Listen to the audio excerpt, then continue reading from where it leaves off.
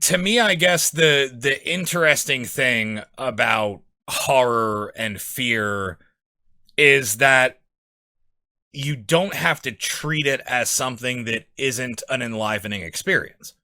And I think that that is something that a lot of people don't grasp, and that's why they like the kiddie pool slasher camp end of horror. They like the jump scares because it doesn't challenge them. It doesn't test them. Right. So the entire thing is that I like the deeper end of the pool.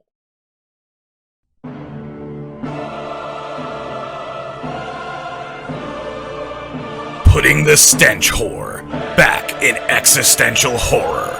This is the New World Order broadcast, coming to you live from the end of the world.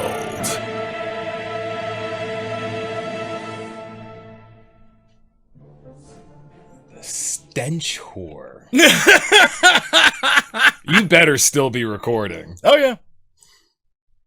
We're still recording? Yeah, it's on you, and we're recording it. Putting the stench whore back in existential crisis? Stenchal horror. Horror? So how late did you stay up coming with that one, buddy? Yeah, I got to bed around 2:30. Yeah, that's what I thought. You look it. No, yeah, actually I was up until 3, but not cracking out that gem. Jesus Christ, putting this stench horror back in existential horror. I think the only thing that would have made that opening better is if you could say the word horror the way Tim Dillon says it, because he's from Long Island. He says horror. Horror. Oh my God. Jesus Christ, that was insane. Okay. Well, I'm glad you approve. I approve. No, that is definitely Hatman approved, man. That is 2 thumbs up. I am Siskel and Ebert. 2 thumbs up. I love it. So, happy holidays to everybody. Happy Halloween. This is the New World Order. We are broadcasting to you live from the end of the world. I am your host, the Hatman, and this is your other host, Talking Head number 5. Yes. Who recently got a promotion a couple weeks ago and was inducted into the secret Jewish space laser program on top of that. So not only can you now vaporize targets from space whenever you like, be they people or property, but you also got a promotion within the New World Order to Talking Head number 5. So again, congratulations. Oh no, thank you. I'm very touched by it. But yeah, I still haven't gotten around to actually getting the wiring hooked up to that switch, so I still got to work on that. You know, the secret Jewish space laser agency said that they would send somebody over to help us out with that, and they seem to operate on cable guy time. Well, you know what it is? I don't think that they hire union labor, and I mean, you get what you pay for. They sent me text messages after I signed it up, said, hey, I got this console in the mail, here's when I'm available, and I gave them like a few days, and they said, oh, okay, we're going to be over at your studio anywhere from October 12th to October 14th of next year, and it's just like, that doesn't work. That's over 12 months. No, yeah, I think that the issue is I did get a letter, something about having to ship my home to China for them to sit there and install it because it's cheaper. And then they'll ship my home back, so. That makes sense. Hey, can you ship the whole underground bunker to China? Then we'll work on it here. We'll ship it back to you. No, you know, labor's just so much more inexpensive over there. Well, on top of that, shipping things apparently costs like no money anymore because everybody's getting their things through the mail. So just ship it to China. We'll work on it. We'll ship it back. Yeah, exactly. Your entire house, whatever. That's fine. You just got to break it up into cargo crates. You know, it's difficult. So happy Halloween. Ah, yes. Happy Halloween to you as well. Well, we wanted to talk a little bit about horror, and for this episode with the holiday coming up, and you know, we had a copyright violation on one of our previous videos, so we had something that we wanted to show, but we couldn't really go into it. What was the name of that video again? So it's the Key of Awesome, who does a lot of parody music videos and things like that. Definitely worth checking out if anybody doesn't know about them. They're usually pretty funny. They got a pretty good one about the Joker and Dark Knight and everything, and how his plans are just absolutely insane, and how does he have the time to sit there and actually set this crap up. And well, that's going from like Chris Nolan's Batman, right? Yeah, from the Dark Knight with Heath Ledger's Joker, because that guy's like, his plans were like, there's no way this would actually work. Yeah, I'm an agent of chaos. It's like, no, you're not. You're like, your calendar must look absolutely fucking insane. Like, when you think about the shit, like, even just the first heist that he sits there and does at the beginning of the movie before you sit there and realize that he's the Joker under the mask. Okay. It's like, you sit there and you look at the amount of planning that had to go into that to get all those people to be on that very specific timeline to all meet up, and then sit there and have that bus back through the bank to kill the last guy. Yeah. You know, it's like, you're not an agent of chaos. That's not chaos. It's fucking clockwork. No, you have an almost, if you can plan that out, you have an almost supernatural, let's at least call it preternatural ability to have circumstances in reality work according to the whims of your maddened mind. Oh, no. That's not an agent of chaos. No, that is like, I have Mother Nature directly under my thumb, and she knows if she doesn't do exactly what I want when I want, I'm gonna squeeze a little bit.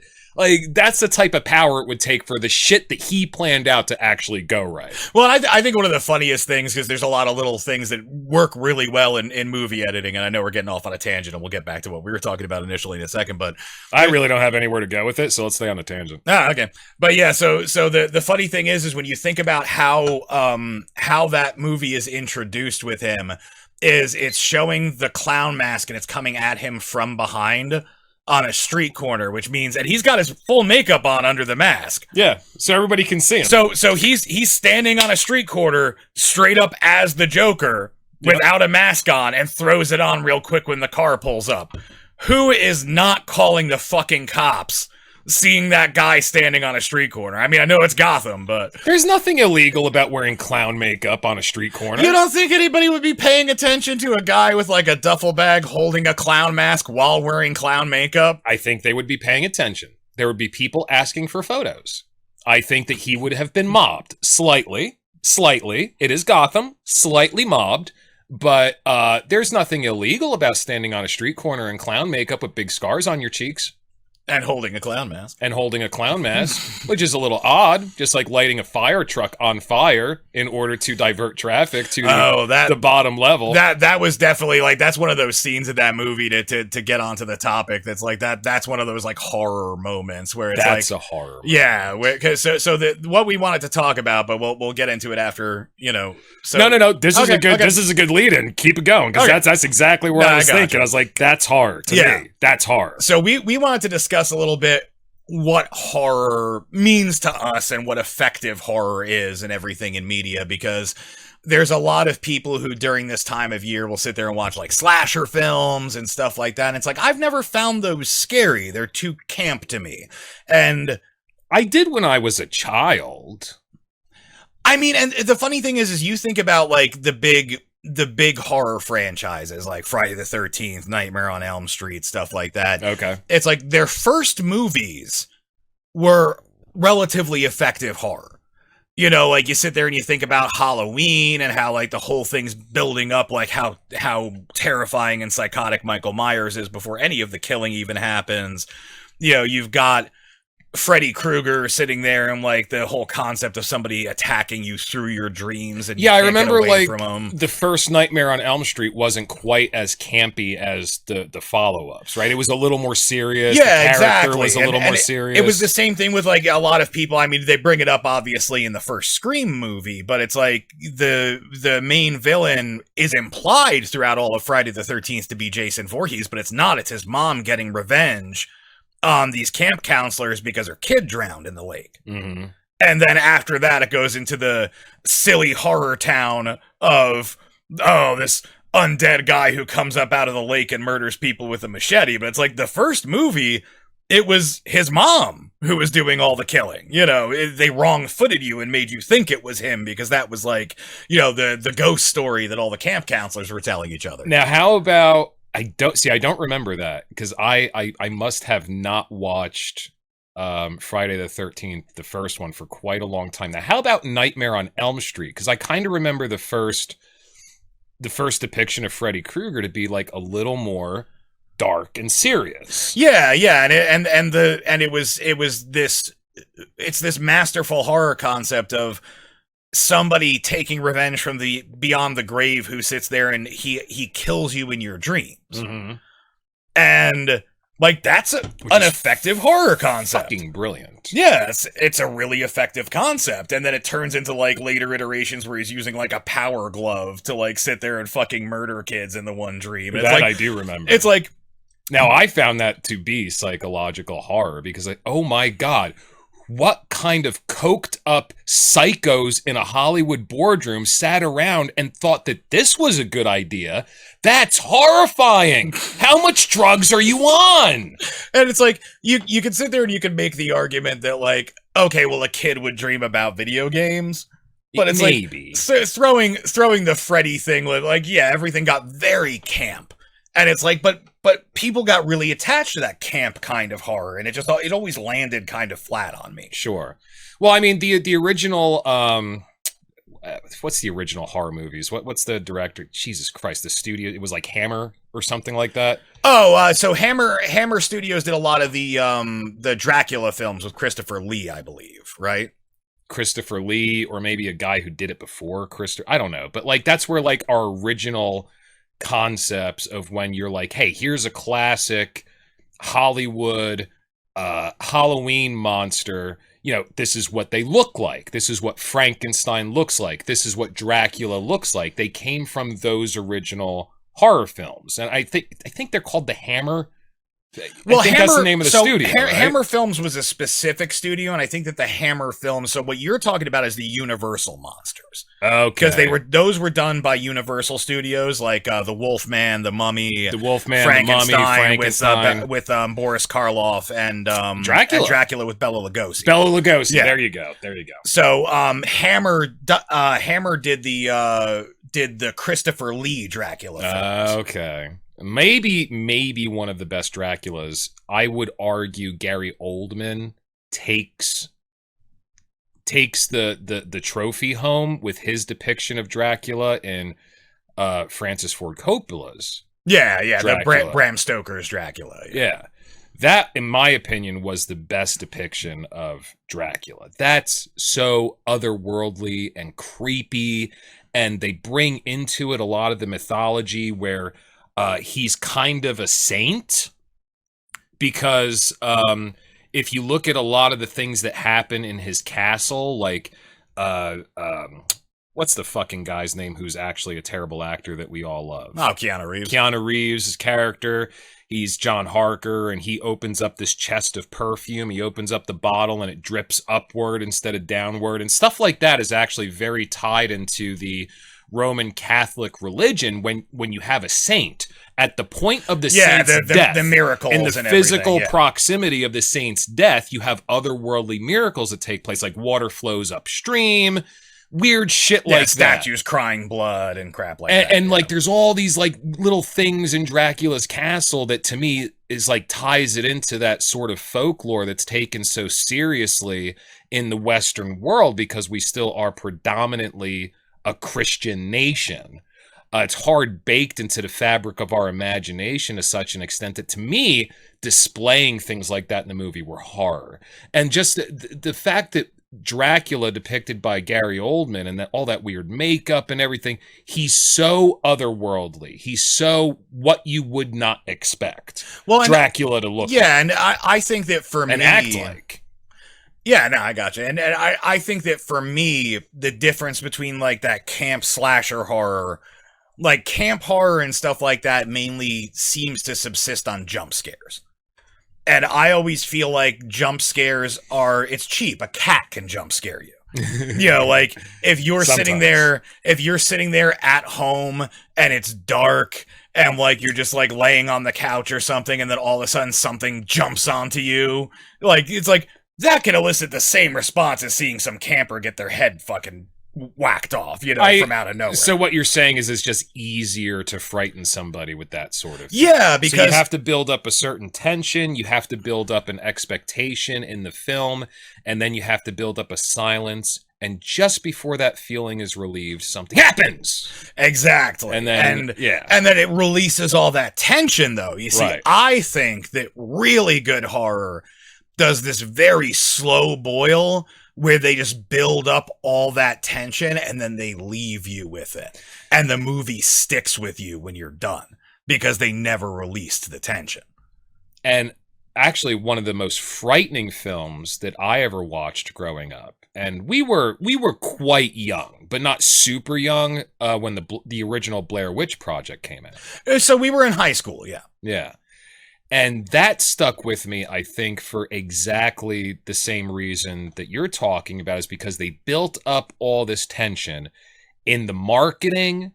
These were unknown actors. Oh, yeah. These actors... That was the brilliance, is the way that they marketed it really sold it. These actors had their presence in the media, and online was a thing at that time. It was just starting. Just barely, just yeah. It barely. was like Web 1.0. Like, a lot of people had the internet, but not most people.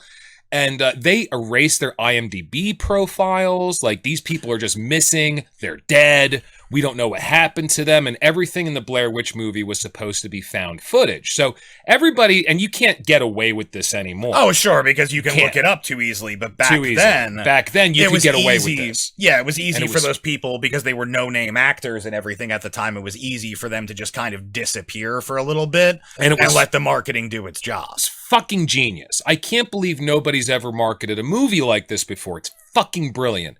So everybody... except people who were older and more savvy at that point. We were not. We were teenagers. Oh, sure, yeah. We walked into the movie going, so I don't know what this is. Is this actually going to be found footage? Are we going to actually see a snuff film? Are these people going to be killed on camera? And with the tension, if you're looking at it through that lens, the tension was built up to such a crescendo and never relieved, because you never actually see anybody die. It's just weird camera angles because it's all found footage. The kids who are going through this are the ones holding the cameras. And then you see this weird thing, like one of the kids who disappeared is just standing up against a corner, but you already found his teeth and his tongue. How is he standing there in the basement? And then all of a sudden, whoever's holding the camera, I think it was the girl at that point. The camera just drops to the floor. She gets hit in the head or something. Like, what's there? What happened? We don't know. And the tension was never relieved. And if I recall, didn't the credits just roll in silence? I think so. Because that was very effective. I think I recall that in the theaters anyway. I don't know if it changed at all after, but I'm pretty sure that when its theatrical release, there was no music or anything over the credits. The credits just rolled in silence. So that camera thumps to the ground, it cuts to black, and the credits roll. Now, here's the thing that really kept the tension with me. I didn't live very close to you at that point. I lived up in the woods, too. I spent the night over your house up in the woods. And I don't know if anybody knows what a deer sounds like when it's being eaten alive. Kind of sounds like a human baby crying out in pain. But like if that human baby was possessed by a demon as well. Possessed by a demon and being eaten alive and screaming out in pain. And the entire night, I'm sleeping on your floor in your bedroom in real country dark. There's no lights. There's no lights around, yeah. Real country dark, and this is before every single device you had in your house had a fucking LED indicator light on it. So we didn't even have cell phones. Yeah. No cell phones. We're talking real dark. And I just hear these fucking demon babies being slaughtered in the woods all fucking night, and all that's going through my head is this feeling. What's out there that I don't know about? That's, to me, psychological horror. Like, what is out there that I have not been introduced to? The unknown. Just like H.P. Lovecraft is famous for this. Introducing into the consciousness of the reader the unknown. And that is the psychological horror. And I'll put that on par in a way with lighting a fire truck on fire as a terrorist act. Well, sure. That's just because something funny and ironic about that, but it's still a psychological horror that's not supposed to happen. Exactly. It's something, and actually the Joker even says in his little speech to Harvey Dent, it's like, exactly. It's when things, it's the horror of things not going the way they're supposed to. He says, I could tell people that an army truck with 6 soldiers in it is going to be blown up tomorrow and nobody bats an eye. But I tell people one little mayor is going to be shot and killed and everybody loses their fucking minds. Yeah, because it's not supposed to happen. It's not according to plan. Yeah. Right. So this fucking house that's out in the middle of the woods that has no electricity, no plumbing, nothing's supposed to be living there. It looks like it's been abandoned for 100 years. And then these kids walk into it and something happens and you don't get to see what happened. You don't get to understand why any of it happened or how any of it happened. It just leaves the imagination to run wide open to express its own internal horror. And I think that's kind of the nut in the shell in this conversation of what you and I, because I think you and I fundamentally agree on what really gets our blood flowing as far as horror goes. It is when your imagination gets to be opened up to things that you have not considered before that quite possibly could be. Who knows? Could be out there. Who knows? Well, and the whole thing ends up becoming is like when you sit there and like, yeah, Blair Witch was really good with the way that they sat there and they presented it all as found footage. So if you got to see it early enough before they started like going, no, hey, these people are fine, this was all marketing, and like, starting to actually try to boost those people's careers. You had to have watched it right when it came out. Yeah, it's kind of like the first month. Yeah, it's kind of like seeing Fight Club without having it spoiled for you. Exactly. It's one of those things where you got to not know who Tyler Durden is when you watch it, otherwise the movie's fucked. Yeah, or at least it won't have the same impact. It's still a great movie, you know the twist. Sure, but it definitely doesn't. It loses something when you know what's going to happen. Exactly, and the funny thing is, you bring up Lovecraft, and Lovecraft was interesting because the horror that he did is something that a lot of people classify as cosmic horror. Yeah, a lot of it was. And cosmic horror is an interesting thing to bring up, too, because it kind of has the same, aversion to the unknown thing going on. Because the whole thing is Cthulhu isn't terrifying because Cthulhu wants to kill you. Cthulhu is terrifying because he doesn't care about you. You're insignificant. You're an insect to him. He's been here before you. He'll be here long after you. And you are so unimportant to the grand scheme of things, and that's actually an existential horror. It's that's a perfect way to describe that type of thought. That's an existential horror, the meaninglessness of my life, and then that another being could be so bewilderingly powerful and so outside of my concept of time that it could just it could think of me as insignificant, and rightly so. Oh yeah, because from its perspective, I am insignificant, and that's the real horror of the Cthulhu mythos. Yeah, and like the whole thing is with the old ones and everything that Lovecraft wrote about, it's like that was what was terrifying about it, is basically having your perception of reality and your place in it. Mm-hmm. And this importance that you sit there and place on your life, your family, your friends. Sure. It's essentially finding out, yes, God exists, and no, he does not give a fuck about you. Right. Like, he doesn't even hate you, he just doesn't care. Had no hand in creating you, doesn't care about it's just something that's so overwhelmingly powerful that you have to call it God or a God, and it's just going to devour you if it feels like it. Yeah. And you basically are utterly powerless. That's the other thing that makes it horrifying, is you are powerless to do anything. Mm-hmm. There is nothing you could do to the old ones at all. They are beyond you. Now, to bring this back to the old Universal monsters, when these books were written, and I was talking about the visual depictions of the monsters that we all take for granted. This is what Frankenstein looks like. Yeah, he's got the bolts in his neck. Yeah. He's got the flat top head with the stitches in it. He's like 8 feet tall. He's 8 feet tall, but he also has platform shoes for some reason. And, you know, Dracula looks like a gentleman, but he has fangs, you know. Well, he's got a very old school look in the original ones because he always had that, like, the pendant because he was a count, and that was to show that he was a count. He was royalty to some extent, yeah. Those monsters, when those books were originally written, they struck a chord of horror in the populace because they were tapping into a fear of the unknown where we were getting to. So with Frankenstein, it was reanimating dead tissue because we were actually on the precipice of figuring out electricity. Yeah, and I don't know if it's the progenitor of it, but it's probably one of the earliest examples of science fiction horror. Mm-hmm. Because the entire thing is Frankenstein wasn't an otherworldly monster like the Wolfman or Dracula was. Frankenstein was a creation of man. Mm-hmm. And we were actually beginning to show in scientific exhibits, they were taking dead baboon arms. Yeah, and electrifying them. And that's actually in the Mary Shelley's Frankenstein. Yeah. It was done by Kenneth Well, I was going to bring that yeah. up. So they were putting electrical current through these dismembered animal parts, and people were watching them move as if they were alive.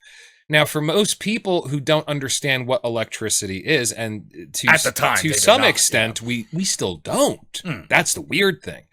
And then reanimating dead tissue with this magical force that we have just discovered.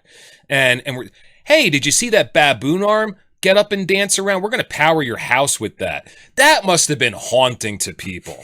My house is going to come alive. And why do you think we always see lights flickering and shit when a ghost comes in a movie? I mean, doesn't it kind of go back to that? We are playing with the force, even with electricity. We're playing with a force we don't completely understand to this day. And even like what you were talking about with the perfume dripping up and the stuff with the Saints, gravity, another force that we don't fully understand. It's suddenly not working the way it's supposed to. Again, it's about the plan.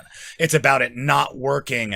And I think I'll put not a button on this, but this was the thought that was running in the back of my head when we decided on the topic of horror because it was Halloween and everything. Sure.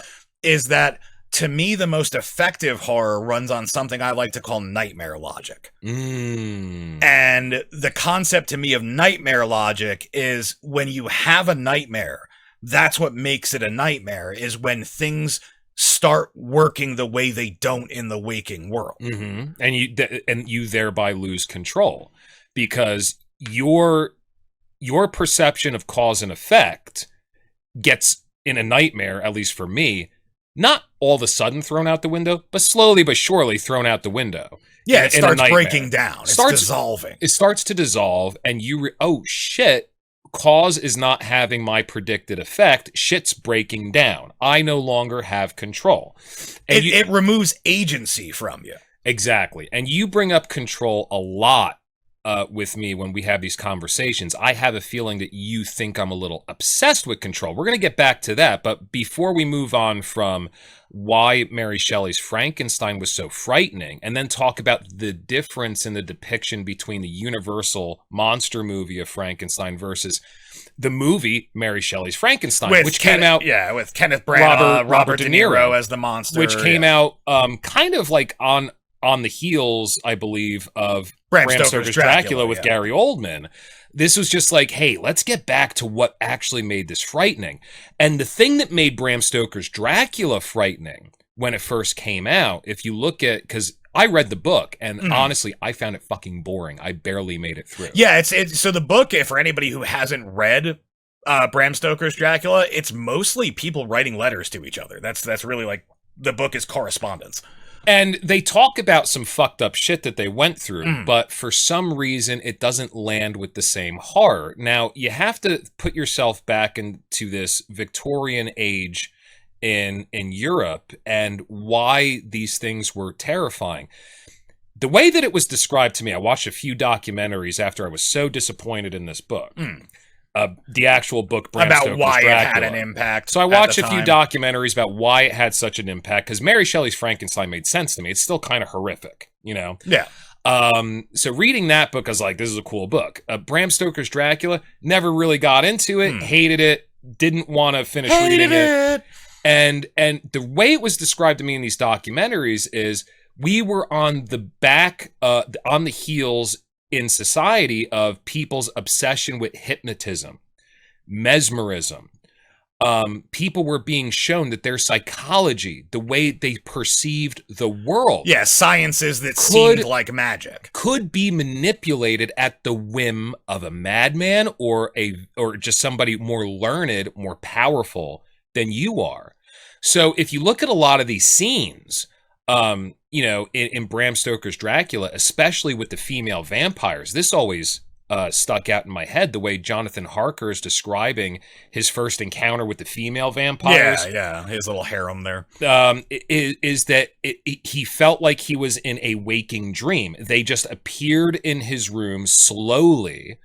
Then they did whatever they did, and then they slowly disappeared, and he was expecting to wake up, but he never did. And he had to question, am I still in a dream, or was that real? Yeah, it's making you question your sanity, kind of. It's questioning what's real and what's not real. Yeah, where doth the border lie? If you have any experience with magic, or especially astral projection, you eventually have to ask yourself those questions, a la The Matrix. And one of the things that I think is brilliant about The Matrix, that's almost modern day horror, except that there's a hero that overcomes. Sure, yeah, can you imagine how it doesn't horrific have that same slant to it that horror does? Yeah, how horrific can it be to realize, like, oh, not only is this world that I assumed was real my entire life not real. The thing that always strikes me odd about The Matrix, especially the first one in the trilogy, is that Neo never comes out of that, and he can feel the Sentinels after he, and he never sits there and thinks to himself, oh, maybe this world isn't real either. Maybe all of it's just a construct of consciousness observing external stimuli that we are not perceiving in the correct way at all. Never leaps to this conclusion.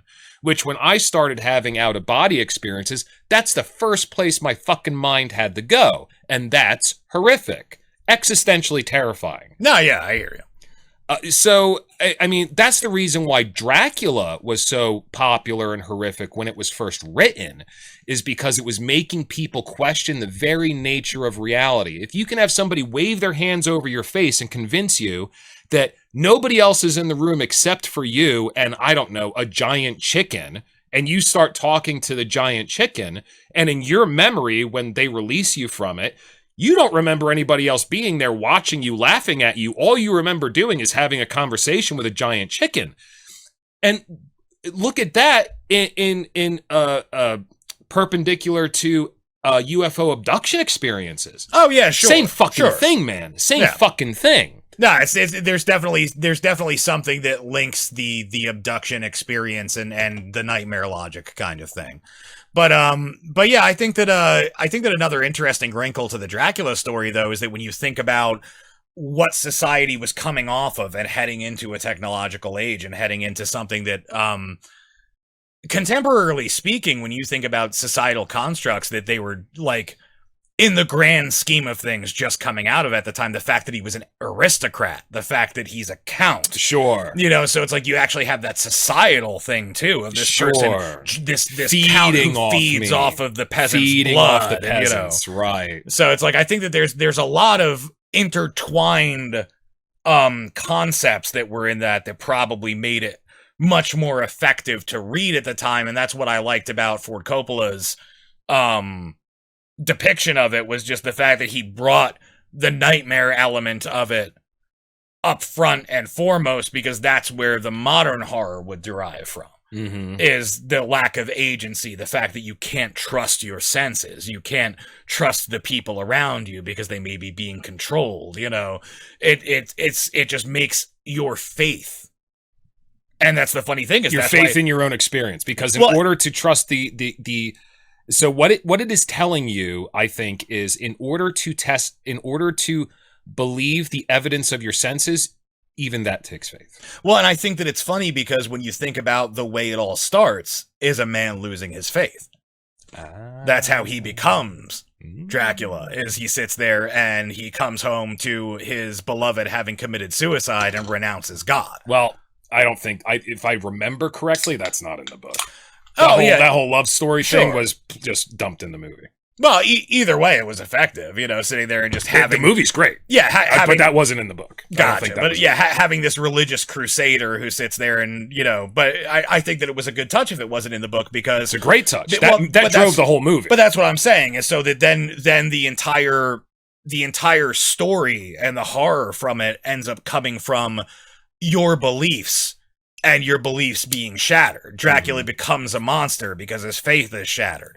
John Harker starts questioning reality because he's been put into a situation where somebody has the power to manipulate it. Right. Yeah. No, I like that. And you can be the type of person where you don't think you have any faith anymore. You consider yourself a very logical person, and then you can have one experience that completely shatters that illusion and says, "Oh no, motherfucker.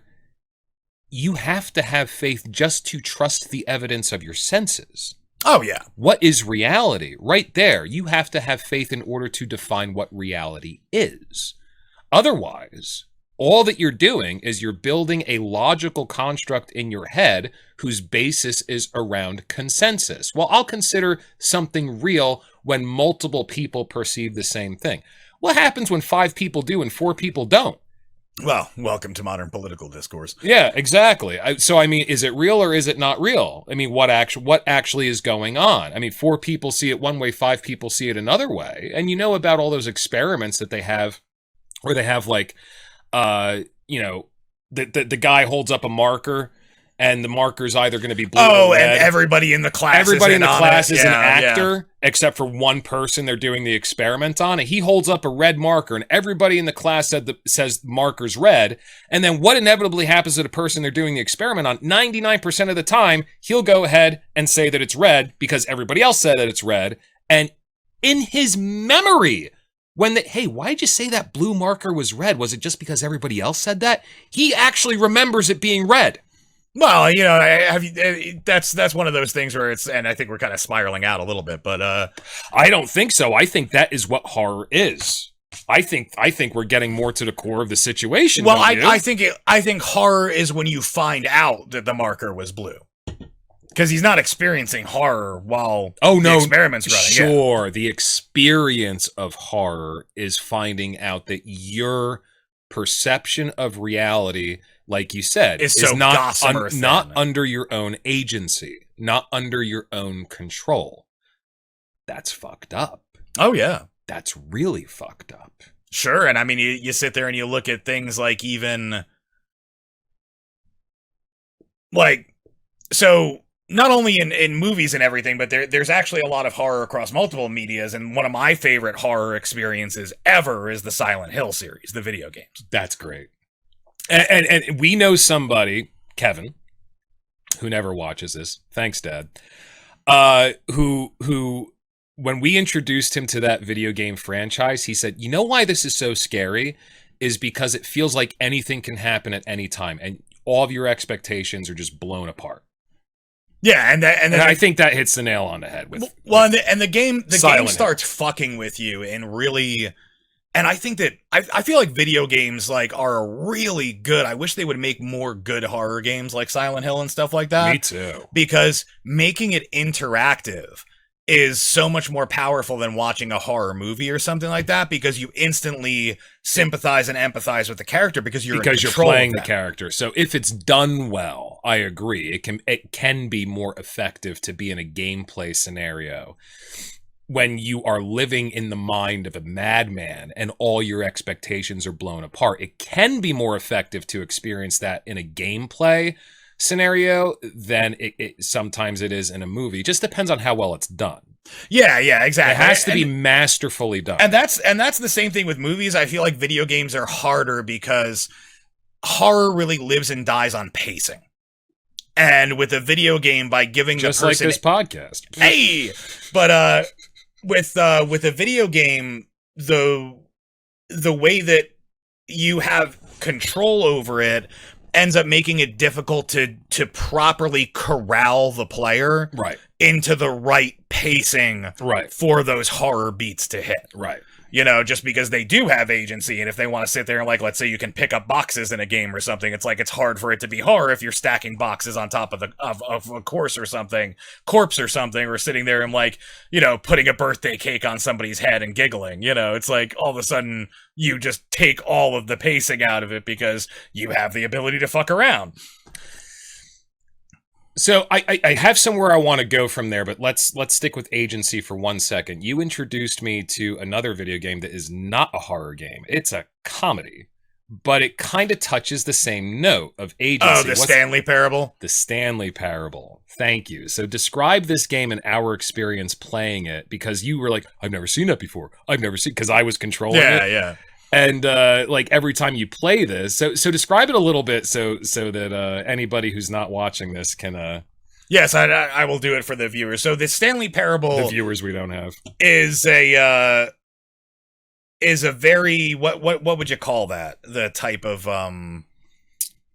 Well, it's not really open world because it does corral you into places, but it's the type of game where, depending on what you do, the entire game reiterates itself, and you know the term for that. I don't remember the term. I was trying to think of that. I think I was trying to think of the term meta, but it's like there's a very it's built on a meta narrative, but the actual gameplay is. So the meta narrative is you're at the office, and every day you go to work, and the computer says hit up. Hit P, hit Q. Yeah, you love doing all these things, but one day you go to work and there's nobody else there and the computer is shut off.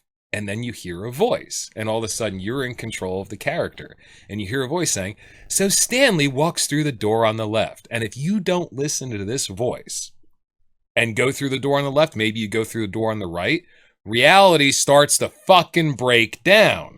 Yeah, because you're not following it, because it's like, oh, the computer at Stanley's office always gave him instructions, and he followed the instructions, and all of a sudden the computer stopped giving him instructions. But now you as the player are in the position of Stanley, and the narrator in the game is giving you instructions on what you did. He's telling you the story of your actions before you did them, and if you don't follow his narration, reality in the game essentially begins to break down. Yeah, exactly. So it is a meta-narrative about control and about the workaday humdrum of shit jobs. It is a meta-narrative on that, but really the main narrative that it's getting at is a loss of agency. Yeah. And I think that's fantastic. So let's talk about magic a little bit. Let's juxtapose that with magic a little bit. I want to show you something. So I started to realize with practicing magic that it seems like what you have to do, because whether you look at modern textbooks that tell you how to practice magic, or if you look at ancient grimoires, what they're basically telling you to do is perform these outrageous acts that just go against expectations. So it almost starts to feel like reality is controlled by not only consensus, but by expectation.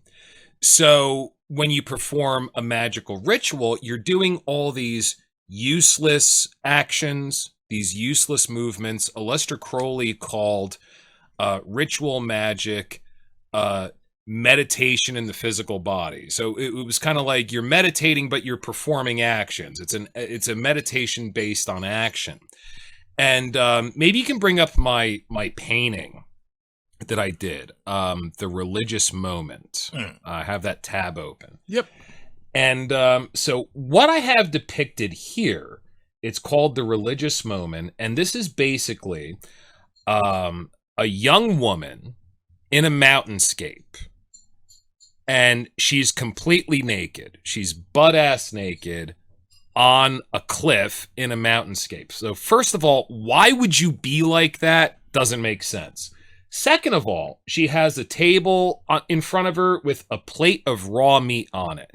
Why would you have a slab of raw meat in front of you? You're not going to eat it. On top of that, she has a rose and a crust of bread.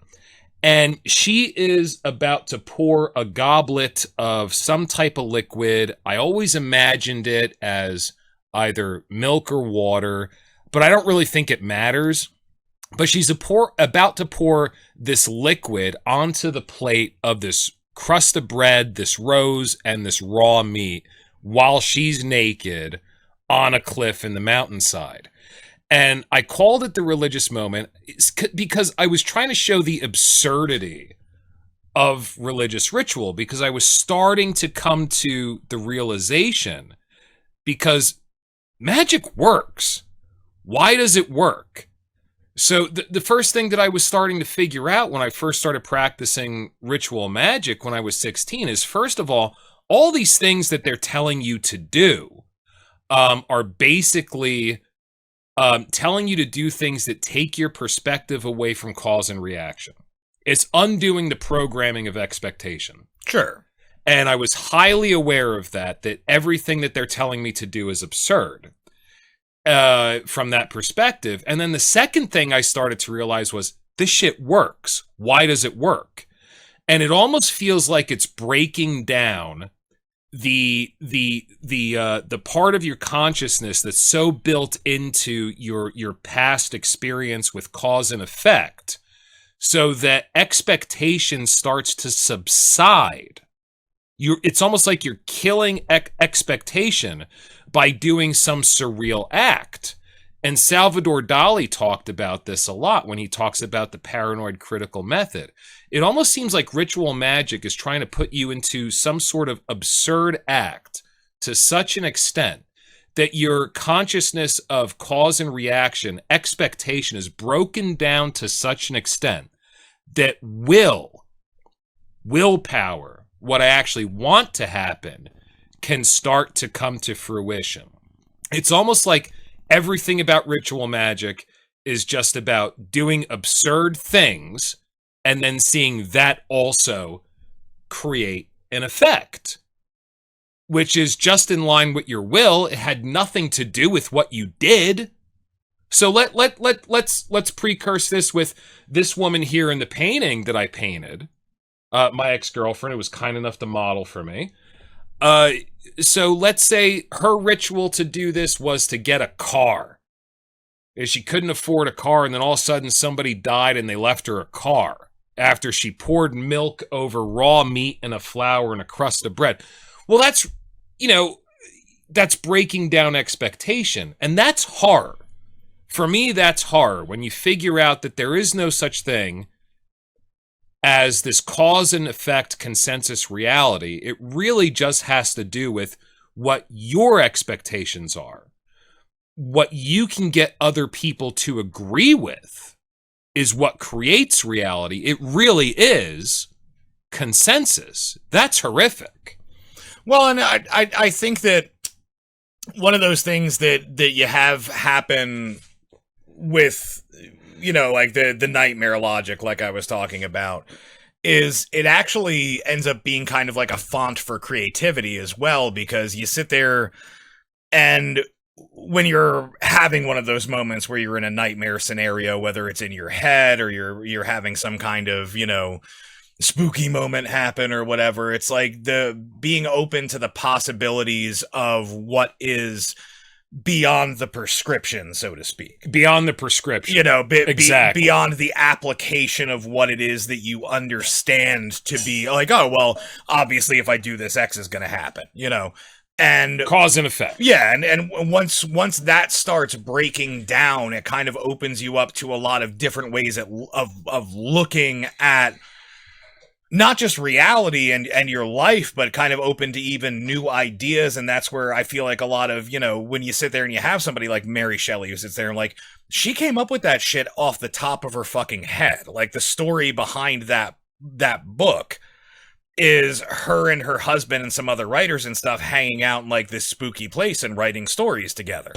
Well, that was during it was actually a winter that went against expectations, because a volcano had erupted somewhere on Earth that created a winter during summertime. Oh, really? I didn't know that part of it. That's interesting. According to Rasputina, the band Rasputina, yes. So according to this band Rasputina, we didn't know it for a long time, but they had the unforetold winter. The unpredicted winter that happened during a summertime. They were all shut up in this castle, which is when she wrote this book. And we found out decades and decades later, once modern science started to take a foothold in popular consciousness, that, oh, it was probably because of this volcano erupting. Yeah, once they actually get to piece together all of the events and all that. Yeah, crops were lost. It was cold for an entire year. They had no summer. It was the year, which I guess would explain the whole thing, starting off with like him being on that ship up in the Arctic or whatever. I guess that's why she decided to start the preface of the whole thing. Yeah. But it was the year, Rasputina calls it the year without a summer. How very Game of Thrones. Winter's coming.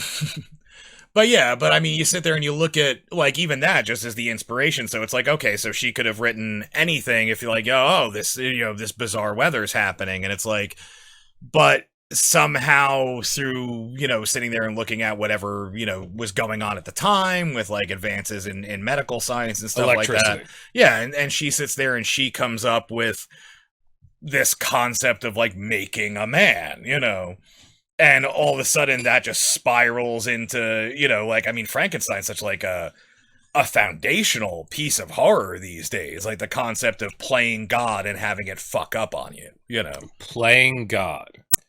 So I think that when you start to figure out that by dissolving the expectations that you have for consensus reality, you can actually start to manipulate reality according to will rather than consensus and expectation, you start to feel like you are playing God. And there was such a deep-rooted religious sentiment against that. To animate tissue, how dare you? Oh yeah, if tissue's dead, sacred. It needs to be dead. It's not only secret, it's sacred. Yeah, I said sacred. Oh, I thought you said secret. No, I said it's sacred. Yeah. It's sacred. It's sacred, and that's interesting. Because if you can get to play life, if you can dissolve that barrier between your dreams and your reality to such an extent that by controlling your dreams, you can control reality, you are basically playing life in God mode. And that is the deepest rooted fear, I think, of human civilization. Is that we no longer need a mommy and a daddy, because, and I think that's a fear for one very specific reason. Because what happens when you no longer need a mommy and a daddy? Oh, well, obviously it's the, you know, you the have whole to thing grow where up. you have to make choices on your own instead of doing what is mandated. You have to make choices. So if I can pour a goblet of milk over a raw steak in the mountains while I'm not wearing any clothes, and all of a sudden I have a car. You're making very weird choices, yeah. They're weird choices. but also he only does it on weekends. You're not placating a being's morality. There's a morality established in religious scripture. That is, if you are a good person, you will get good things, and here's what we define a good person as. And that's cause and effect. So that's a superstitious cause and effect. Sure. But really why it worked for so long in human civilization is because it was building up expectation with an external authority. Now through ritual magic, now after Nietzsche said God is dead, and the entire world believed him, even if it was only on a subconscious basis. He said God is dead, and everybody's mind opened up to the possibility. There is no God but me. And then you get to go ahead and redefine your expectations, not based upon an external authority or external morality, but you get to define your expectations based upon obviously ludicrous acts. I mean, there's a part in an ancient grimoire where you have to spit into a toad's mouth in order to get some very specific thing that has absolutely no connection. I'm assuming it's not a prince because you have to kiss him for that. So well, and that would still be something that should be against expectation because that's just a story. That's folklore. So what I would go ahead and say is, if you're expecting to get anything from spitting in a toad's mouth other than giving the toad herpes, and then that expectation comes true. We know what you, I live life. I don't sit on the sidelines. Fuck all y'all that don't have herpes. But what I'm saying is that if you can have supernatural, not supernatural, superstitious expectations built around, but the entire system's built around this external thing, this external morality. As long as I do X, Y, and Z, which really society's controlling. Well, sure, yeah. It's not a god. It's the priests and the kings that represent that god, because God doesn't. It's not talking to you. So, but then all of a sudden you practice this, and you're like, wait a second. So if I just do this crazy shit that I made up in my head, I get the same effect as prayer to this deity. That's real horror, because it's like, hey, listen, what you're experiencing in your dreams while you're asleep is really the same thing you're experiencing here while you're awake. I would call it the dream by night and the dream by day. If you're a day walker, if you choose to be awake during the day. Day walker. Fucking day walkers. If those can be shown to be the same things in your experience, that's horrific, because that is breaking down the fundamental truth of cause and effect and consensus reality that you've built up as a model. And even if you're a little superstitious, which most people, I'm not superstitious, but I'm a little stitious. Most people are a little stitious. And it no longer has anything to do with an external moral framework. It's just building up your own expectation. Well, and I think that's horror. Sure, but to get onto the end of like, so yeah, there's a horror to that, but I think that even more so, the reason why the things that we're talking about, like, you know, Lovecraft and Frankenstein and things like that. But yeah, so I think that that's the interesting thing when you sit there and you take what you're talking about with the horror of that, the entire concept of like, it's outside of the order that either religion or, you know, whatever powers that be you consider in charge of the prescription of what you're told from outside influences about what gets you what. Mm-hmm. And the funny thing is when it comes to the concept of ritual magic, it's like, that's one subtle bit of horror, but some of the most effective horror comes from that being even amplified, that it's not just you that can do that if there's no overarching God and no controlling person. Yes! And that's where the horror of things like, you know, when you look at Mary Shelley's Frankenstein, it's like, that's a man. No, Count Dracula. Oh, but hear me out. That's a man becoming God and doing something, and then his creation questioning why he did that. Well, because he can't grasp. He has all the intelligence of a human being and no concept of what the rules are. Because he has no experience. I would say what I was getting at more was the fundamental Dracula aspect of the horror, mm-hmm. where you realize that your reality is not real.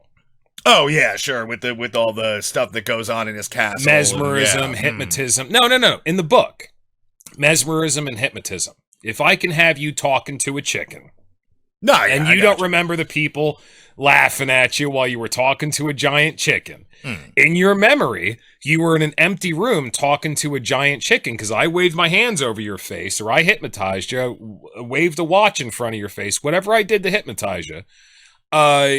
And that's your memory, but everybody else remembers it different. That calls into question your reality. That's what I was talking about. Sure. What you're talking about with Mary Shelley's Frankenstein and a creator working in God mode, their creation getting away from them, in my opinion, is more on the heels of the modern day horror of AI. Sure, and I could see that. A man created thing that surpasses it, you know, or yeah, I gotcha. But so maybe the Frankenstein thing was a bad example, but like to bring up Silent Hill again. So it's like Silent Hill does a really good job of setting your expectation for what the horror that they're going to do to you is. Right. And then sitting there and pulling you deeper than you thought it goes. because it starts off. How so? Well, so it starts off with you sit there and your car crashes. You're in this foggy town and you're looking for your daughter. And so you're like, oh, it's foggy, it's creepy, blah, blah, blah. So you're like, okay, I'm in Horror Town. Yeah, it's like, oh, I'm in Horror Town. I mean, everything on the game packaging, it's obviously horror. It's obviously themed. a horror. Yeah, it's telling you, be prepared for horror. But what it doesn't sit there and tell you is exactly how deep that rabbit hole's going to go and in what direction. Right. And I feel like that's where it really does a good job, is because you start off with, it's like, oh, it's foggy and there's like, something creepy going on, it's spooky, and then like, it's like, oh, okay, it's spooky, and then all of a sudden you hear this fucking like fire siren go off. Mm-hmm. And it's like, okay, like, don't know what that's about, and then the sun goes out. And it's like, oh, is that fire hydrant for the sun going out? Fire siren. Yeah, fire siren. Fire hydrant. I don't know why go ahead. But yeah, so and then you sit there and you start walking down this alleyway and they start doing like the Dutch angles, like the horror angles where like the camera's tilted in fixed positions and shit like that. Sure, the original Thor is one of the best horror movies ever. They do an unconscionable amount of Dutch angles in that. Way too many. But meanwhile, funny connecting thread, Kenneth Branagh directed the original Thor movie. The guy who directed Mary Shelley's Frankenstein and stars as Frankenstein. Oh. Yeah, he's the director for the first Thor movie. When do you mean he starred as Frankenstein? Yeah, Kenneth Branagh is the guy who Dr. Frankenstein in Mary Shelley's Frankenstein. He's the guy who creates Robert De Niro's monster. He directed it too. Yeah. Oh, well, shit. he also directed Mary Shelley's Frankenstein. Isn't it funny how horror directors are so good at doing epics? Right? Like you look at Peter Jackson doing that's exactly doing what Lord of the Rings. Rings. Yeah, because right before that was Brain Dead. I don't want to get off on a tangent there, but go ahead. Yeah. But yeah, so you start getting these Dutch angles and the only light's coming from like a fucking Zippo lighter that you're holding up in front of yourself, and you're going down like this narrow alley, and oh, look, it's a wheelchair with the wheel still spinning, and it's like, okay, somebody's around then, I guess. And then you get murdered by kids and wake up in a diner.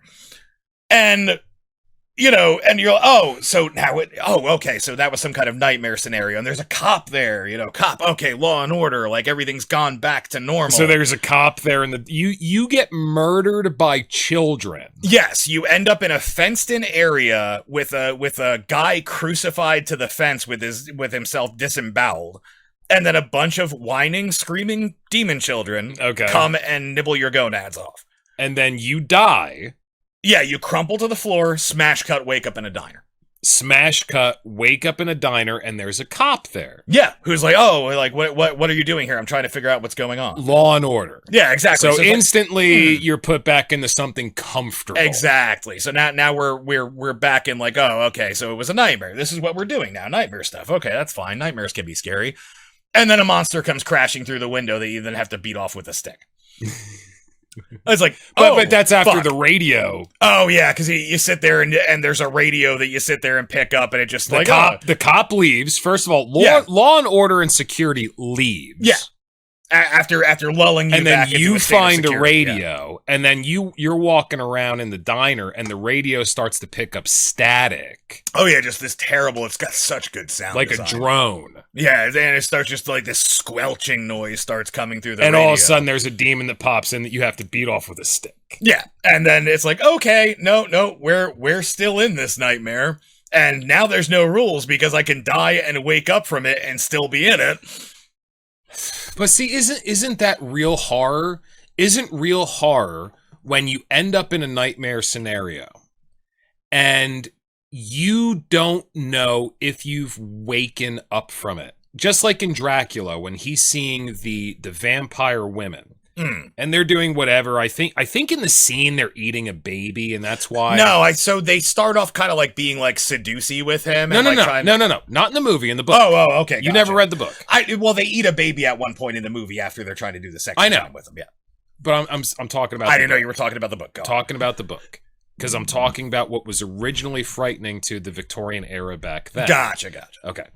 So I think they suck the blood out of a baby. I think, but he sees them. He wakes up, sits up in bed, and is watching and they slowly appear in front of him. I think they eat a baby, and then they slowly disappear. But he can tell they're aware of him. I think they talk to him a little bit, and then they slowly disappear. And he's like, okay, now I'm going to wake up. But he never does. Yeah. That was like, oh, so was I awake through that? Or am I still dreaming? And that's where, like I was talking about with Neo in the Matrix, that's where you have to sit there and decide, is there a dividing line between those two things, or is everything you experience reality? In my opinion, that's true horror. So let me give you an example. Nowadays, when I feel frightened of something, and I might be jumping the gun a little bit here, so you can take us back a little bit if you need to, but I can't remember where we were. No worries. So nowadays, when I feel frightened of something, I have gone through that experience so many times where I kind of lean into fear, where it's kind of like I feel something because what you are afraid of, your subconscious attempts to shut off. And we're going to talk about this a lot on our next podcast on creativity. Most people, at least in America, say that they do not dream and they have no internal dialogue, which to me is absolutely insane. And apparently in the near future, that's going to become consensus reality for human beings. They're going to accuse somebody like me of being schizophrenic or having multiple personality syndrome.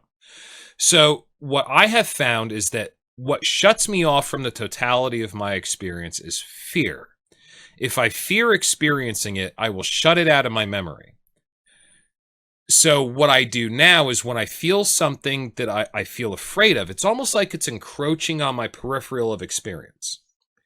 And instead of shooting down the barrel of my vision, I'll try to lean back so I can see what's more on the periphery, or I'll try to turn my head a little bit. And I want to know what it is. I want to know what's making me experience fear. What am I afraid of? What I have found is that the more I can do that, the more I can face things that I'm afraid of head on and work my way through that experience to the point where I'm no longer afraid of whatever that was, because it was so outre, because it was so different from what I've experienced before, or because it was so different from consensus reality, what other people claim that they experience. The more that I do that, is the well of my experience on a day-to-day basis gets dug a little deeper. I have more possibilities of what I can experience moment to moment. Even if nobody else is experiencing the same thing that I am, my experience becomes richer, which points my consciousness in the direction of who's the thing experiencing the experience. And I have to say, the guy with two thumbs pointing at himself, this guy. And I become closer and more aware of what I am, the observer of the experience, rather than existing in this weird egalitarian consensus reality that everybody says this is what is and that is what's not. My experience can become more lively. My experience can become deeper. My experience can lead me to things that are more inspiring, more creative, or deeper truths about myself and the world, at least in my perspective, which when you start to look at the world from this perspective, and this is the really horrifying thing, my experience in my experience is all that matters. Your experience in my experience doesn't matter for shit. My experience in my experience is what matters. So I find that the more I can lean into fear and work through it, the deeper my well of experience becomes. Well, and I feel like that's kind of one of the interesting points about, like, we were talking about like slasher horror and stuff like that. And it's like, the funny thing is that I tend to find... I like where you're going there. I have something to bring up with that. I tend to find that the people find that to be like horror. Oh, that's horror.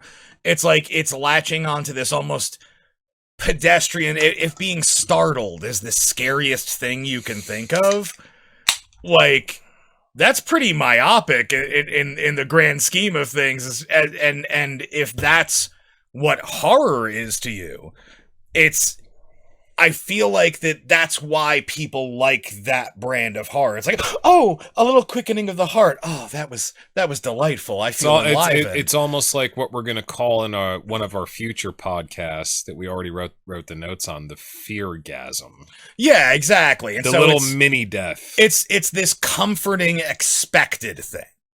It's this build up and a payoff, and hey, build up, climax. Now we're done. Exactly. And whereas the kind of like horror that really broadens your perspective or leads to new ideas or to terrifying concepts. Yeah. It's like that's something that will just cling to you. Like you were talking for about years. Yeah, you were talking about like sitting there and leaving Blair Witch and being like, because we thought that it was found footage at the time and everything. It's like, that's fucking terrifying. What the hell happened there? Well, I think that we haven't talked about this yet, but didn't I wake up in the middle of the night at one point after we watched The Ring? Yeah, and that's actually what I was about to dive into there, is because what The Ring and the American version. I watched the American version. I've heard Ringu is incredibly good, and I know that Ring was based on it. I watched it. It's very good, but I only watched it once because it's subtitles, and I'm fucking lazy. And especially and the American version is also very good, so I just watched the American version. Yeah, and just like, when you sit there and look at Silent Hill and you look at what it does better than any other video game is atmosphere. It creates this heavy atmosphere that just weighs on you and has this otherworldly quality to it that's bleeding into your reality. Your reality. And The Ring as a film does that phenomenally. The atmosphere that's in that film, it starts off with those two girls in the room and it seems like a really cliche horror thing, and then as it keeps progressing and it just starts breaking down that barrier. Like the scene where she's sitting there and she's editing that video and there's the fly on the screen and she has a pause and the fly's still twitching and she reaches out and literally plucks. So she pauses the video and the fly that looks like it's part of the video, the wings are still twitching. And then she reaches out. Good. And she reaches out and literally plucks it through the TV and lets it go and it starts flying around. There's just blood coming out of her nose, and like, even that little touch about the blood coming out of her nose is like, it's that like they do it very effectively actually in Stranger Things too with Eleven. Whenever she uses her powers, she gets nosebleeds. So it's like you feel like something's going wrong, like with something's breaking in her brain or something like that. Something's yeah. So Whitley Strieber talked about this. If you feel like I'm starting to go off on a tangent, cut me off. I'll remember this. Because you had a point to bring up about The Ring. And I think that's important because with The Ring, and I think I already said it, is that the thing that really disturbed me about The Ring was its aesthetics. It wasn't the breaking down between reality and the dreaming, what we would call the dreaming. The aesthetics of the actual tape in The Ring are very much in line with what we were referring to as nightmare logic. It's you kind of don't know what you're looking at. Like there's that box with the severed fingers twitching around in it, and like all sorts of just weird shit that's going in front of you, and you don't know what to make of it. So Whitley Strieber was one of the predominant people who wrote a book about his abduction experience with UFOs. And he taught, I feel like from reading his books and having experienced some of these things myself, but I'm coming from the perspective of an occultist. I'm coming from the perspective you're not looking at his actual physical alien abduction. Physical is physical. I don't think there's, So what I'm looking at it from the perspective of is an occultist. I am somebody who is exploring the outer reaches of human experience and trying to gain control and awareness over it. Not to be the dominant function of it, but to better understand it. To have awareness of it and to better be able to control it. Just like I can control reality. We can all control reality. I want to pick up this can, I can pick up this can. I control reality. It's not a God complex when I say control. It's just that something else isn't controlling me that I am not aware of. Really, awareness boils down to control, and control boils down to agreement. Sure. That's the way it goes, okay? So Whitley Strieber was talking about this thing. You were talking about the blood coming out of the nose when something happened that shouldn't happen in consensus reality. She plucked a fly through the screen. Yeah, basically when reality is breaking down. Okay. Interesting.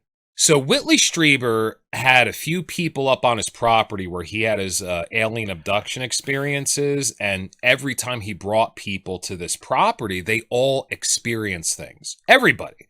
So this was Does he have a gas leak? Yeah, exactly. So actually they were out in the woods during this episode, so no. Okay. So but we're talking about dream turning into reality. Like where you have to question the borderland between the two. Okay? Yeah, I gotcha. So he had a bunch of people sitting around a campfire. They were doing ritual meditation. I think they based the ritual on old Native American rituals. I think they did a drum circle or something around a campfire.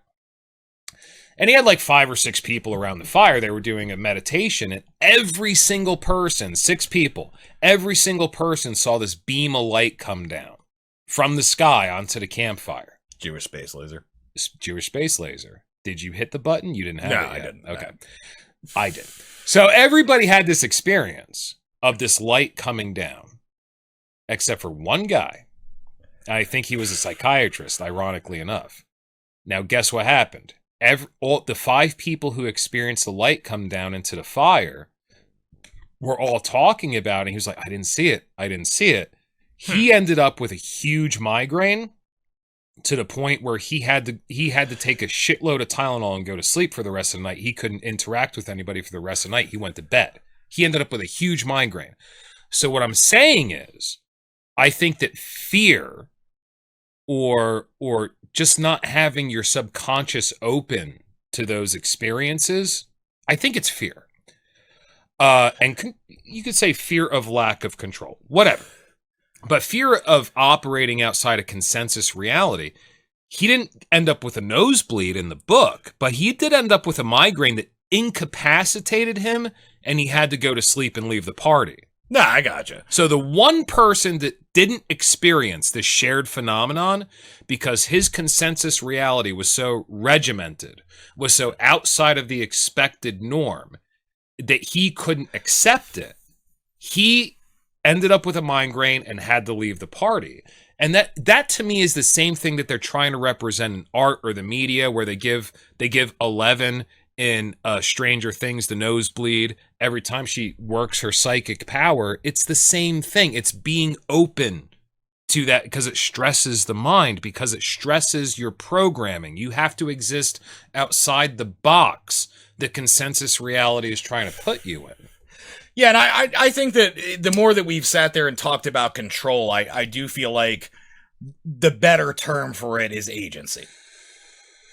Well, describe the difference between the two. So to me, like, control would be actually controlling something, whereas agency is being given the ability to make effective choices. Well, wait a second, because we've had this argument a few times. So this is very personal between us. You think I have a problem with control.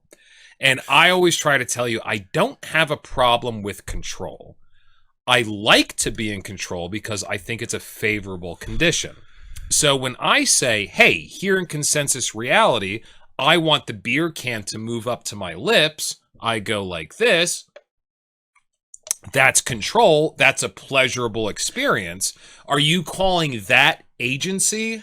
So, yeah. So agency is the ability to do something. Like when we were talking about free will. Yeah. When we were talking about Lovecraft before, it's like when you sit there and that's what the cosmic horror and the existential terror, it's sitting there and realizing how little your agency matters or how little agency you have. That's the horror of the alien abduction experience. Yeah, when you can can't stop begin to remember it, you realize you have, not only do you have no control over it while it's happening, but it's probably been happening your whole life and you can't remember it. They're blocking it out. Blocking it out. You're having experiences in your dreaming life that your conscious mind is not allowing you to access. That's the experience. Well, sure, and it goes along and that with things is like, a lack of agency. Yeah, yeah, and that's so. I feel like agency is a better word for what I'm saying. People get afraid of not having agency because people like being under control sometimes. Oh, they love it. People like having a boss. There's a lot of people who couldn't be an entrepreneur because they wouldn't know what to do with themselves. Sure. They need somebody telling them, like, hey, this is what I need you to do. Okay, cool. I've got a directive. I need to know when I'm doing a good job, have that defined, and when I'm doing a poor job, have that defined, and then tell me what you want me to do, and that's when most people are happiest. But that's why so those people are under a control. Yeah. And that's why I would define, I think that, like, to get back to the horror concept, I think that horror comes from a lack of agency. A lack of an ability to do anything that you, like, to be able to do anything. You still haven't satisfactorily, for me, defined the difference between agency and control. We could look up the definitions, but you're not making in a the Stanley clear Parable, point. You're not making a clear point for me. Okay, so like in the Stanley Parable, you have agency but not control. So in other words, somebody else is controlling the narrative, but you get to decide whether or not to go along with that narrative. Yes, and being deprived of agency, I think, is where the deepest horror comes. So why does narrative have more power than agency? It shouldn't. Because in the Stanley Parable, every time you work against narrative and you exhibit your agency, reality breaks down, which is what I was talking about with magic. Yeah, but that's what I'm saying is to... You have to blend that back into other people's realities. You have to kind of, like an artist, brush in the corners so that you can't see the line between the two. In their perspective, they see it as the same thing. That's the trick. But I think that's where horror comes from, is when the lines become evident. Ooh. That's an interesting point.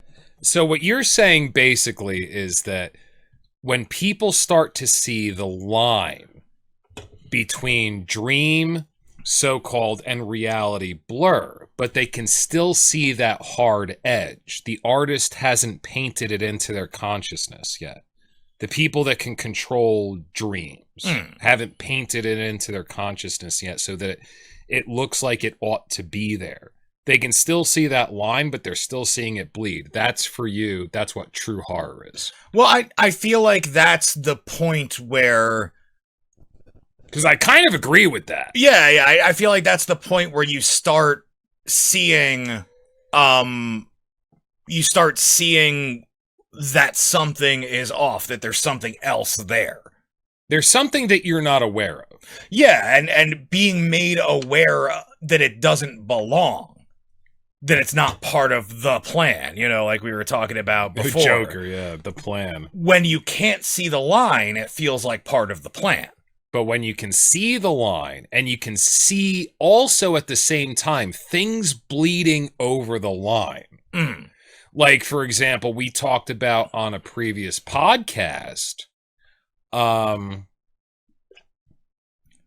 that I had an astral projection experience. I went into meditation. I woke up.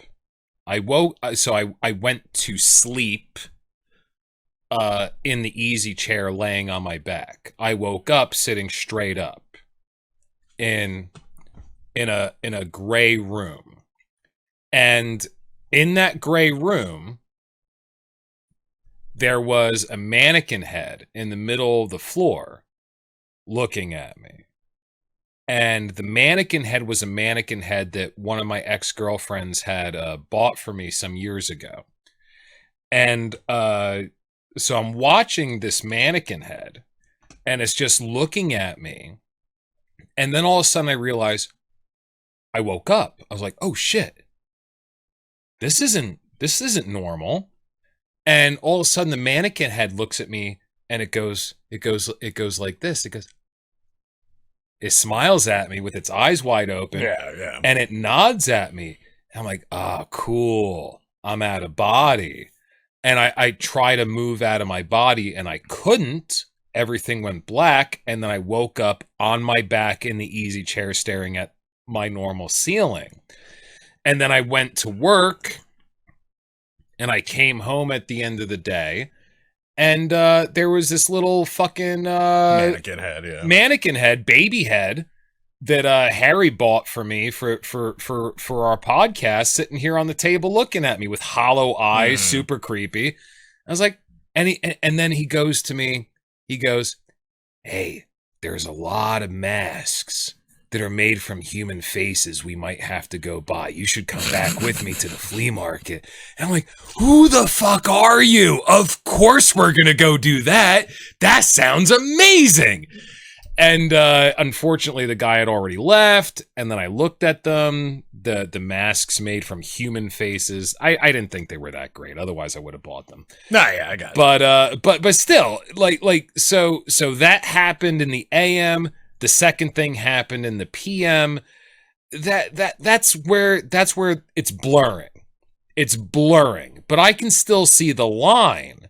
Am I existing in a perpetual state of horror? Horror? I don't know, because I'll tell you what else is horrific that nobody else I know does not experience the same things that I do. So my experience is exactly outside of consensus reality.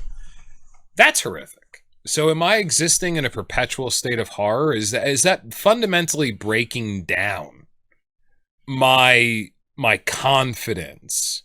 Because I'm seeing this marker as blue. Everybody else is saying it's red. I keep saying you guys are crazy. It's blue. Please look at it from this angle.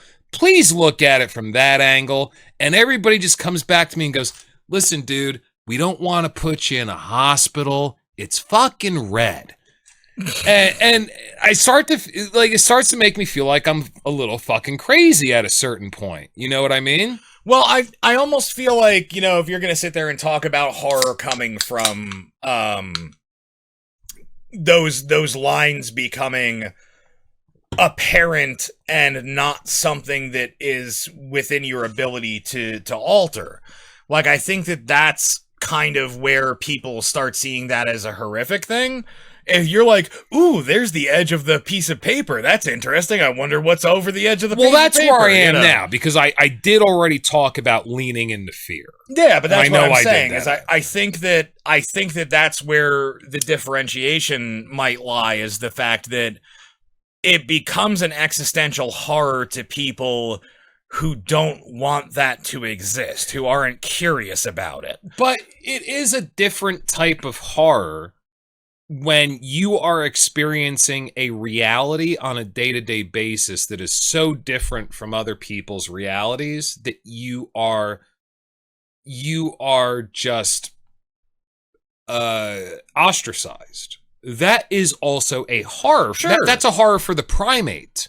That's a horror for the animal instinct that we all have. I am in a primate body. It feels horrific to me that I am experiencing a reality on a day-to-day basis that is so fundamentally different from the rest of their realities that I am ostracized out of the community unless I pretend, which is easy to do. I don't want to, because I'm an artist and I'm creative and I want to show people what I go through. I want to build things that will allow them to look at the world through my eyes. But it's horrific to be ostracized from the community. That's another type of horror. No, and I can completely understand that aspect of it. I think that it's what was I going to say? I feel like that is, because I mean, you sit there and you look at people who create horror and create, as far as in fiction, in art, in whatever. they do tend to be a little bit on the outside. And we have to be. And we're going to talk about this. I think it's in our next podcast about creativity. They have to be. Well, but that's what I'm saying is it's people who are creative have to be on the outside. Yeah, but and I'm agreeing with you there. I think that where the non-belonging or being shunned or whatever, you know, however you want to sit there and phrase ostracized. Sure, ostracized. However you want to phrase that aspect of it. I think that comes with the territory of, if you don't find what I find frightening, like, why aren't you scared of that? Well, that's the way most people seem to react to me. Why aren't you frightened? Yeah, shouldn't this be terrifying you? You know, and my answer is yes, but it's also it's fascinating in equal proportion to as much as it's terrifying.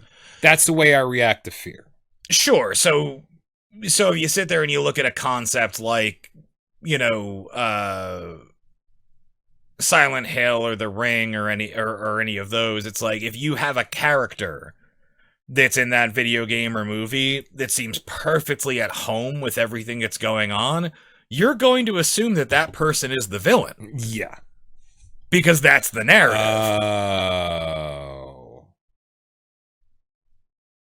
But I am the villain.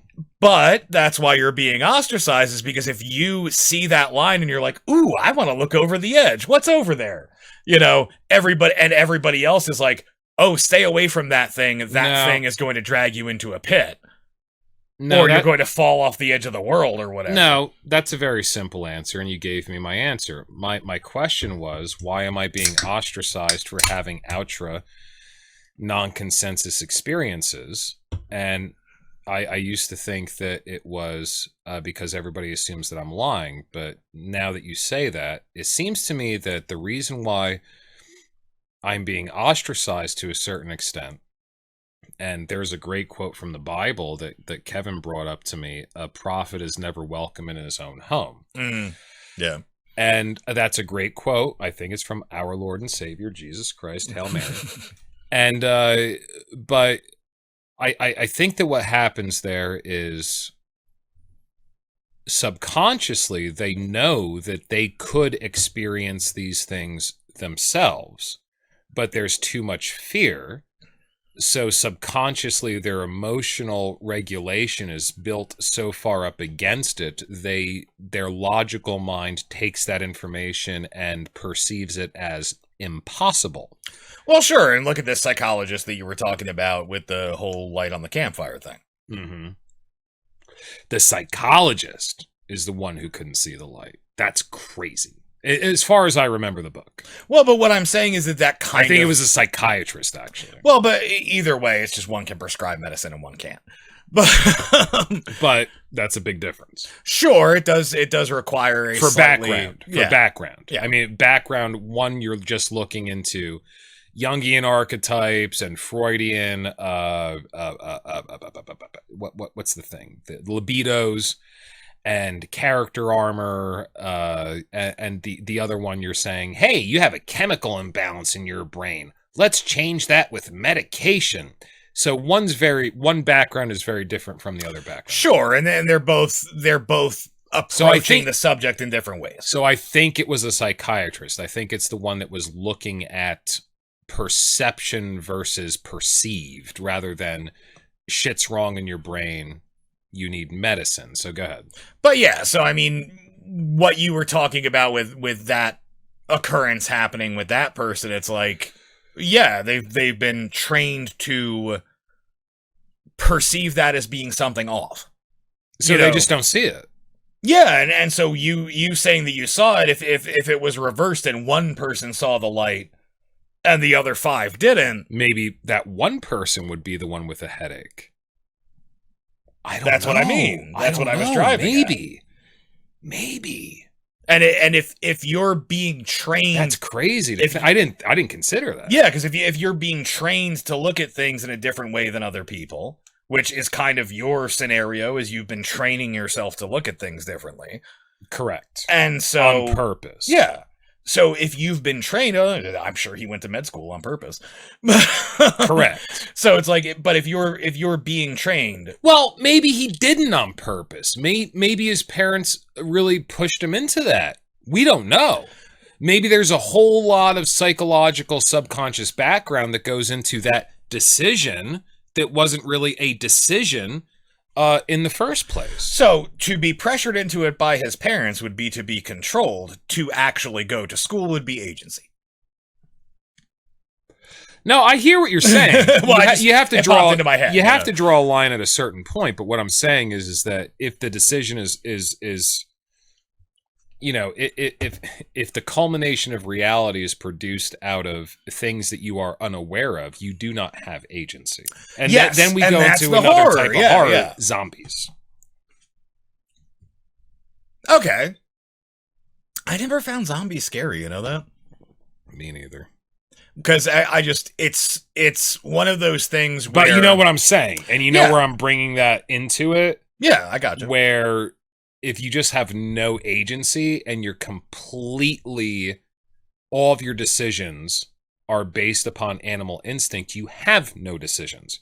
So if this guy went to medical school and became a psychologist or a psychiatrist because of no agency that was his, just other voices that existed in his head, people talking into his ear, there is no agency. Sure, but there, so that's what I was trying to differentiate. I'm not trying to get in the weeds on the whole control versus agency thing, you know. Well, I think it's an important place to go. Well, so the control would be his parents exerting control over his life to tell him he has to go to med school. He has the agency to sit there and decide whether or not he's going to attend, whether or not he's going to study, whether or not he's going to get good grades. Does he? The horror of a lack of agency comes from, let's say he, in his mind, in his heart, did not want to go and found himself in a situation where his body was doing it of its own volition. To be puppeteered by things outside of your purview. Someone is watching.